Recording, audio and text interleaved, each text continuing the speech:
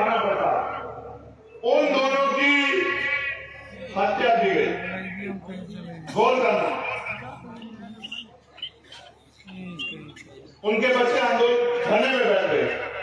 हमारे deputy chief minister Keshav Prasad Maurya उनके घर आए और उनसे वादा किया कि 25 लाख रुपए की मदद करेंगे।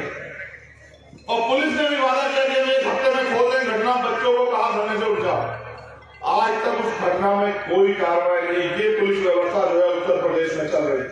और मुख्यमंत्री जी, उप मुख्यमंत्री दोबारा नहीं पूछा मौर्य परिवार से कि कहां, किस हालात में रोटी मिल रही नहीं मिल रही है, कपड़े है या नहीं है, खाने को सर पर ढकने के लिए छत है या नहीं है। फिर ऐसे नेताओं का सत्ता में आने का भी फायदा क्या है पिछड़ों को। मैं बात आपको इसलिए कह रहा हूं कि रोनाबाद में रीता मौर्य को जो है पीट के मार दिया, उनके पति बचाने गए, उनको पीटा गया, वो हॉस्पिटल में है। और न्याय के नाम पे जो न्याय जन अधिकार है, भारतीय संविधान देता न्याय के नाम पे, उस परिवार का मजाक उड़ाया जा रहा। फिर ये नेता, ये विधायक, ये मंत्री, मुख्यमंत्री किसके लिए? अगर ये गरीबों को न्याय भी नहीं दिला सकते, मैं पुलिस के साथियों की मजबूरी समझता। पुलिस सरकार की वो मजबूर, कुछ अच्छा करने जाए तो कुछ अच्छा कर दे तो सस्पेंड हो जाते हैं, ट्रांसफर हो जाते हैं, लाइक हाजिर हो जाते हैं। और अगर अच्छा करने का नेताओं के हिसाब से काम ना करे, जो सरकार के नेता है, तो नेताजी मारपीट भी कर देते हैं। अभी मैंने देखा 2 दिन पहले एक ट्रैफिक इंस्पेक्टर को पीटा गया। अगर वो कोई अधिकारी ईमानदारी से काम कर रहा है तो उनका मनोबल तोड़ रहे हो। ये वर्दी वाले लोग सुरक्षा का काम करते हैं जनता की, इनका मनोबल तोड़ रहे हो। किस लिए? अपने चंद नेताओं को करने के लिए। इसका प्रभाव समझते हो आप जनता पर क्या कर रहा है? जब पुलिस की वर्दी वाले को देख लेता है गरीब आदमी, तो कहीं ना कहीं महसूस करता है कि ये मुझे न्याय दिला है। लेकिन आज वो पुलिस बेबस हो गई उत्तर प्रदेश। आज वो पुलिस खुद अपमानित हो रही है। आज उस पुलिस को कुचला जा रहा है और तमाम तरह से प्रयास किया जा रहा है कि ये उनके हिसाब से काम करे। मैं पुलिस के साथियों को उनकी मजबूरी समझते कहूंगा कि कोई भी, क्योंकि आपको संविधान की वजह से, आपकी मेहनत की वजह से नौकरी मिली, कोशिश करना किसी नेता के सारे ऐसा कोई काम मत करना कि गरीबों की हाय, गरीबों की बददुआएं आपको लग जाए। आज हालात उत्तर प्रदेश में खराब, आज हालात उत्तर प्रदेश में खराब है। मेरा कोई बदले का मतलब है नहीं, मैं खुद को मानने वाला व्यक्ति हूं, मैं किसी से बदलना चाहता ही नहीं। मैं तो ये चाहता हूं कि जिस तरह ताकतवर लोग सम्मान का जीवन जी रहे, इस तरह गरीब परिवारों को भी सम्मान का जीवन मिले, इनके बच्चों को भी रोजगार मिले, इनके बच्चों को भी आगे पढ़ाई करके पढ़ने का मौका मिले, इनके लोगों को भी अच्छा इलाज मिले, इनको भी जमीन मिले, इनको भी स्वाभिमान सम्मान से जीने का मौका मिले, इनकी भी हिस्सेदारी हो और ये भी आगे बढ़ के विधानसभा लोकसभा में जाके अपने क्षेत्रों के लिए कुछ कर सके, अपने लोगों के लिए कुछ कर सके। और ये हिस्सेदारी का मामला है। लेकिन मेरी ये भी समझ में आया समाज प्रदेश अध्यक्ष जी की हिस्सेदारी मांगने से नहीं मिलती, जंग की तैयारी करनी पड़ती। उत्तर प्रदेश में जिस तरह से आपकी पूरी टीम ने डॉक्टर आदि और तमाम हमारे नेताओं ने जिस तरह से काम किया, मैं धन्यवाद देता हूं। मैं तो बहुत कम समय देता हूं, मैं तो उत्तर प्रदेश में परदेसी हो गया। आजकल मैं उत्तर प्रदेश में कभी आता हूं, आजकल मैं उत्तर प्रदेश में बहुत कम आ रहा हूं। लेकिन ऐसा नहीं है कि उत्तर प्रदेश में मेरी नजर नहीं, मेरी मजबूरी है। क्योंकि जब एक गरीब का बेटा कुछ करने के लिए निकलता है तो पहले उसका खूब मजाक उड़ाया जाता है, फिर उसका विरोध किया जाता है, फिर उसकी राह में कांटे बिछाए जाते हैं। और फिर एक समय आता है जब वो संकल्पित होकर अपने मिशन पे आगे बढ़ जाता है, जब उसको रोक पाना नामुमकिन हो और नामुमकिन हो जाए तो फिर उसका साथ दिया जाता है। मैं आपसे कहना चाहता हूं, आप निराश न हों। मैं आपकी ताकत को जानता हूं, मैं आपकी हिम्मत को जानता हूं। कोई नेता है उत्तर प्रदेश में, देश में, जिसके लिए रोज रात को 10 बजे तक लोग बैठे थे?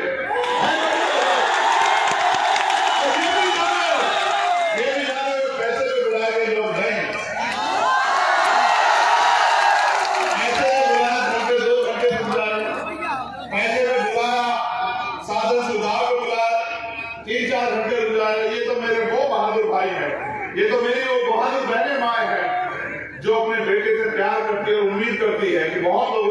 अब हमें इंसाफ मिलेगा, अब हमारे जीवन में खुशहाली। मैं वादा करके कहता हूँ, मुझे बहुत बात आपसे करनी है, आप विश्वास करो, लेकिन अब मैंने तय किया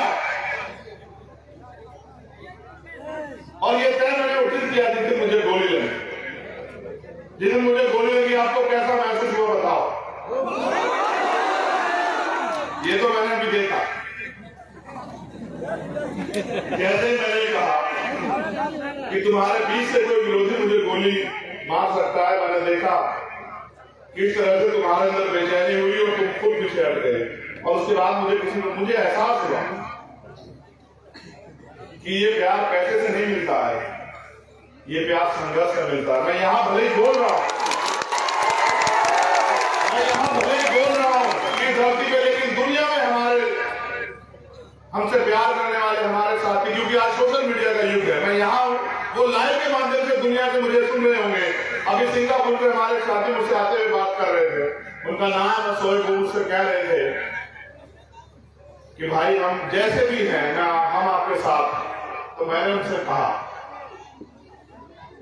कि आपने देखा कि चाहे वो भारत में जुर्म हो या भारत से बाहर कहीं भी हो, जब भी किसी कमजोर को सताया जाएगा, मैं आपको जानकारी के तौर पर बता रहा हूं कि जब इजराइल ने फिलिस्तीन के साथ अन्याय किया तो विदेश पॉलिसी को बेवकूफ बनाते हुए हमारे देश के नेता इजराइल का समर्थन करने लगे।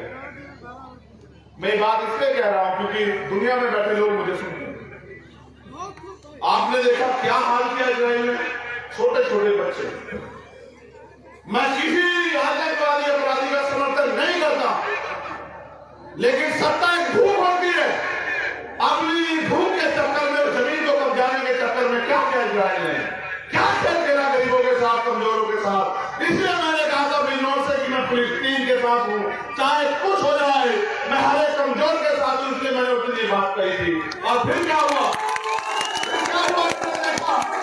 फिर आपने देखा क्या हुआ कि देश के प्रधानमंत्री ने फिलिस्तीन के लिए मदद भेजी। हमारे भारतीय जनता पार्टी के समर्थक समझ ही नहीं पाए कि जो 2 दिन पहले इजराइल का समर्थन कर रहे थे, वो फिलिस्तीन को मदद भेज रहे हैं, फिलिस्तीन के खिलाफ खड़े हुए हैं, इजराइल के खिलाफ खड़े हुए। इसका कारण यह है कि इनके पास कोई पॉलिसी नहीं है, ये सारी विदेशी पॉलिसी खराब कर रहे हैं। मैंने तो प्राइम मिनिस्टर से कहा कि माननीय प्रधानमंत्री जी, मैं आपकी ताकत को समझता हूँ, आप भारत के प्राइम मिनिस्टर हैं, चलिए ना चाइना बॉर्डर की तरफ। चंद्रशेखर आजाद आपके पीछे खड़ा है, चलिए हम चाइना बॉर्डर। चाइना हमारी जमीन पर जा रहा है, चाइना हमारे देश में घुस गया, हमारी कैसों की जमीन कब्जा ली। हम 1 गज जमीन अपनी मिट्टी की किसी को नहीं देंगे। हम अपनी मिट्टी का, अपने देश का 1 गज हिस्सा किसी को, दुश्मन को नहीं देंगे। आप चलिए ना चाइना की तरफ, भारत के वीरों में बहुत क्षमता है। और अब तो भीम आर्मी के लोग आपके साथ खड़े हो जाएंगे जब आप चाइना की तरफ करोगे। क्या कर रहे हो अपने से कमजोर? मैं बात आपको इसलिए बता रहा हूँ मिसाल के तौर पे कि आपको याद रहे कि चाहे अन्याय करने वाला आपका अपना हो या कोई गैर हो, कभी अन्याय करने वाले के साथ नहीं खड़ा होना मेरे लोगों, हमेशा उसके साथ खड़ा होना। जो परेशान है, जिसके ऊपर मुसीबत है, जो पीड़ित है, जो शोषित है, जो मजलूम है, हम उसके साथ खड़े होना। और मैं ठगे हुए लोगों से कह रहा, जो ठगे गए हर बार, बीजेपी हराओ, बीजेपी जिताओ, बीजेपी को हराना, इनको ले आओ। अगर आज कोई बीजेपी का मुकाबला पूरे देश में कर रहा है तो ये नीले पट्टे वाले लोग कर रहे हैं। बाकी किसी की हिम्मत नहीं है। अब मैं राजस्थान में था, नेताओं के यहाँ 4 बजे ईडी वाले बैठे थे। मैं दिल्ली में था, 6 बजे ईडी वाले बैठे थे। मैं उनको बुलाता रहता हूँ कि आओ किसी से हमारे साथ में बैठ के चाय पीओ, लेकिन वो जानते हैं वो मुकाबला नहीं कर सकते हैं गरीबों का, ईमानदार लोगों का। वो जानते हैं कि इनके खिलाफ तो झूठी बातें फैलाओ जाओ कि अभी ये कमजोर हैं, अभी ये लापरवाह है, अभी ये जिम्मेदार नहीं। मैं आपको पूछना चाहता हूँ, हमारे मीडिया के लोग भी हैं जो रात को 10:15 बजे काम पे खड़े हो गए, आप सुन रहे हैं मुझे, वो गैर जिम्मेदार है। जिनको ये कहा जाता है कि नौजवान को समझते हो क्या होता है? नौजवान वो है कि संघर्षों के साए में घनघोर जवानी पलती है। और और इतिहास पर छुप जाता है जिसको और जवानी चलती है। नौजवान वो है जिन्होंने अंग्रेजों के दांत खट्टे किए। 23 साल के थे शहीद आजम भगत सिंह, जब उन्होंने हंसते हंसते फांसी की सजा कबूल की। आप समझते हो, अपनी मिट्टी के लिए मर जाना, अपने देश के लिए शहादत देना, व्यक्तिगत लड़ाई कोई भी लड़ सकता है, लेकिन अपने समाज के लिए, अपने देश के लिए, अपनी मिट्टी के लिए कुर्बान हो जाना, ये जज्बा भारत की धरती में है। ये ऐसी पाक धरती है, ये ऐसी पवित्र धरती है जहाँ का एक एक बहादुर हजारों पे भारी पड़ता है। ये ऐसी धरती है। आज तो हाल ऐसे है कि जो इस मिट्टी को 5 बार सजदा करते हैं सुबह से लेकर शाम तक, उनसे सर्टिफिकेट मांगे जाते हैं देश के प्रति ईमानदार होने के। जो अपने ईश्वर को याद करने से पहले, अपने खुदा को याद करने से पहले 5 बार सजदे में इस देश की मिट्टी को सलाम करते हैं, उनसे सर्टिफिकेट मांगे जाते हैं। लेकिन जो देश को नफरत में बांध रहे हैं, जो देश को कल पूंजीपतियों को सौंप रहे हैं, उनसे कोई सवाल नहीं करता। जो पूंजीपति मित्रों के हजारों करोड़ रुपए माफ करते हैं, जो गरीबों पे 10,000 रुपए उनकी खाद बीतने का काम करते हैं, उनसे कोई सवाल नहीं करता। इसलिए मैं आपसे कहना चाहता हूं मेरे साथियों, आगाज हो चुका हूं। आपको अपनी लड़ाई अपने आप लड़नी है, कोई आपको सहारा नहीं देगा। इसलिए इशारे के तौर पर कह रहा हूं कि जाओ गली गांव में और मेहनत करके लोगों को एकजुट करो। आप देख लो कि लोग किस तरह से आपसे संबंध रखते हैं। चुनाव आएगा तो सब आएंगे। मेरी जगह होता कोई नेता तो कहता है यार उनसे कह दो मैं आ नहीं पा रहा हूं, लेकिन मेरा दिल नहीं माना। मैंने कहा और 2 घंटे भूखे रह लेंगे, लेकिन चलेंगे अपने लोगों के बीच, छोड़ेंगे नहीं। जब वो मेरे लिए पूरे दिन से बैठे हो सकते हैं तो मेरी क्या हिम्मत कि मैं उनके बीच ना जाऊं। मैं वादा करता हूं कि दिसंबर के माह में लौटूंगा। और मैं आपसे भीम आर्मी आजाद समाज पार्टी के नेताओं से कहना चाहता हूं, समय किसी का इंतजार नहीं करता, रुकेगा नहीं समय। मेहनत कर, समाज इंतजार कर रहा है, कोई इनको बुलाने आए। समाज कभी बिकाऊ नहीं, समाज कभी कमजोर नहीं चाहिए। लोकतंत्र है, जिनका वोट होगा उनका राज भी स्थापित होगा, कोई रोक नहीं सकता। मेहनत करो। और जो लोग आज उन्हें कमजोर समझ के हमारी परमिशन कैंसिल कर रहे हैं, उन अधिकारियों से कहना चाहूंगा ये लोकतंत्र है। और अगर देखना हो तो मैं क्रिकेट बहुत देखता हूं। आप देखते हैं नहीं देखते? यार आपका नाम भारी देखिए ना, इंडिया हार सकते है कभी। मैं क्रिकेट बहुत देखता हूं। मुझसे एक पत्रकार ने सुबह पूछा था कि एक तरफ बड़े बड़े धरना सेठों की मदद वाली पार्टियां, एक तरफ वो इनकी सरकार, कैसे लड़ोगे चंद्रशेखर? मैंने कहा ऐसे लड़ेंगे जैसे अफगानिस्तान पाकिस्तान से लड़ा, जैसे अफगानिस्तान इंग्लैंड से लड़ा, जैसे नीदरलैंड न्यूजीलैंड से लड़ा, और ऐसे लड़ेंगे जैसे भारतीय टीम विरोधियों से लड़ रही है, ऐसे लड़ेंगे और छोड़ेंगे नहीं। जब तक सत्ता का एक घमंड तोड़ेंगे नहीं, जब तक गरीबों के आंसू पूछेंगे नहीं, जब तक गरीबों को कुर्सियों पर बिठाएंगे नहीं, जब तक गरीबों के घरों में उजाला करेंगे नहीं, तब तक हम भी ऐसे मतवाले हैं कि रुकेंगे नहीं। बहुत बहुत धन्यवाद। कुछ साथी जो हमारी पार्टी ज्वाइन कर रहे हैं, चल के भी आए। श्री भोला चौधरी जी जो भाजपा से हैं, डुमरियागंज से, लोकसभा क्षेत्र से, उन्होंने आज आजाद समाज पार्टी ज्वाइन की है। उनका धन्यवाद। अली अहमद फारूकी जी मुन्नापुर प्रधान जी, डुमरियागंज, जन अधिकार पार्टी छोड़ के आजाद समाज पार्टी की मैं आस्था व्यक्त कर रहे हैं। मैं उनका भी धन्यवाद करता हूँ। और सबसे ज्यादा धन्यवाद करता हूँ मैं अपने इस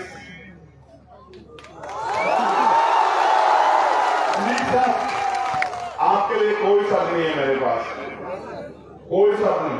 कोई बात नहीं। मैं जब घर से चला था 2013 में, नहीं पता था क्या होगा, ये भी नहीं पता था कोई साथ देगा नहीं देगा। काशीराम साहब की एक ही बात याद थी कि अकेला ही चला हूं, मंजिले जाने लोग मिलते चले गए और कार वापस आ गया। एक मैं और एक हमारे राष्ट्रीय अध्यक्ष सिंह जी, और फिर एक आज ये समंदर है। देश के किसी कोने में चले जाओ, प्रदेश के किसी कोने में चले जाओ, जहां जाओ वहां प्यार ही प्यार है।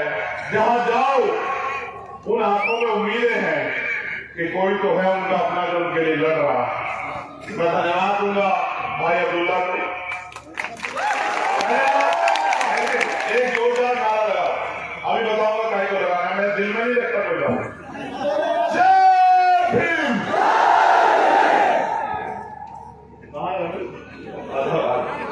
मैं दिल में इसलिए नहीं रखता हूं, अभी ये दोनों बहुत मेहनत किया इन लोगों ने।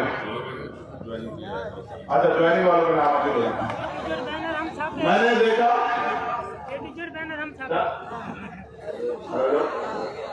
नहीं, आप तुम्हें लाई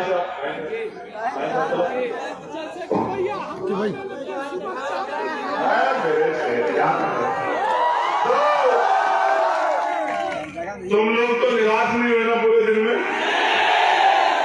ये हिम्मत हारा, ये बाहर जाके इधर बाहर जाके खड़ा हो गया कि भाई लोग तो चले गए। मैंने उनसे कहा कि जंगे अपराध से क्या होता है, हिम्मत लगती है तादाद से क्या होता है। ये जो यहाँ टिका हुआ है वो एक इतना बहादुर है कि वो अपने कंधे पे बिठा के इस समाज को आगे बढ़ाने का काम करेगा। मैं जितने भी साथी जिस भी क्षेत्र से हमारी बहनें माएं, हमारे बुजुर्ग, हमारे नौजवान साथी जहां से भी आए, मैं आपका धन्यवाद करता हूं। ये जानो कि हमारी सबकी लड़ाई, और ये लड़ाई तब खत्म नहीं होगी जब तक हर अंतिम पायदान पे बैठे व्यक्ति को भी स्वाभिमान सम्मान का जीवन नहीं। जब तक इस देश में महिलाएं सुरक्षित नहीं होती, जब तक आपको बराबरी के अधिकार नहीं मिलते, और जब तक भारतीय संविधान पूर्ण रूप से लागू नहीं होता। लेकिन ये जान लो कि आज लोकतंत्र है, इसके लिए आपको कुछ नहीं करना, बस अपने समाज को, इस कमजोर शोषित समाज में भाईचारा पैदा करके और सिर्फ ईवीएम का बटन दबाने के लिए तैयार करना है। फिर आपको कोई रोक नहीं सकता, क्योंकि मानव कांशीराम साहब कहते थे कि जो हुक्मरान समाज होता है उनकी बहन बेटियों पर अत्याचार नहीं होता, उनके लोगों के हाथ फैले नहीं होते। मैं आपसे पूछना चाहता हूँ, क्या आप चाहते हो कि एक ऐसा समय आए कि आप ताकतवर चाहते नहीं चाहते बताओ? उसके लिए मेहनत करने को तैयार हो गया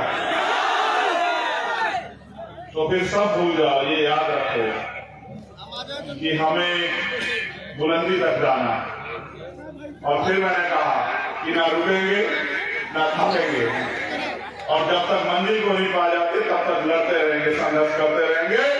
और जो अधूरा रह जाएगा वो मेरे आने वाले शेर करेंगे जो अधूरा रह जाएगा। अगर इस लड़ाई में, क्योंकि मैं समझता हूँ मुद्दे कटो सकते हैं, बहुत प्यार से साथ कर, अगर मुझे कुछ हो जाए तो हिम्मत तो नहीं हार जाओगे, डर के घर तो नहीं बैठ जाओगे। अगर वास्तविकता मुझसे प्यार करते तो दूसरी ताकत से लड़ना, दूसरी ताकत से लड़ना, बिल्कुल हिम्मत से हारना। तुम्हारे कंधों में जिम्मेदारी है, तुम्हारे कंधों में जिम्मेदारी है भारतीय संविधान की रक्षा की। बहादुर क्या साथ दोगे नहीं दोगे बताओ? साजिद अंसारी जी, राष्ट्रीय अध्यक्ष पसमानदा समाज, पूर्व विधानसभा प्रत्याशी आम आदमी पार्टी मुगलसराय चंदौली, कन्हैया कुमार जी वर्तमान प्रधान। ये सलमा हमारे अब तो जो भी थर्ड जेंडर को मान्यता है, ये लिखना इस तरह के सब मैं अच्छा नहीं लिखता हूँ, मैं समझता हूँ वो बहन है, भाई है, हमारे साथी है। राष्ट्रीय अध्यक्ष किन्नर समाज में उनका भी, वो भी उन्होंने ज्वाइन किया, मैं उनका भी धन्यवाद करता हूँ। सबसे ज्यादा धन्यवाद करता हूँ आपका, आप हैं तो हम हैं।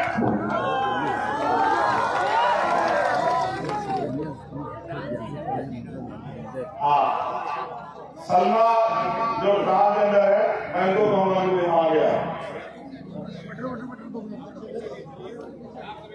जिनको भी जिनको भी व्यवस्था ने अपमानित किया उन सबको साथ लेके चलेंगे, अभी तो मानवता की बात आगे बढ़ेगी। बहुत बहुत धन्यवाद।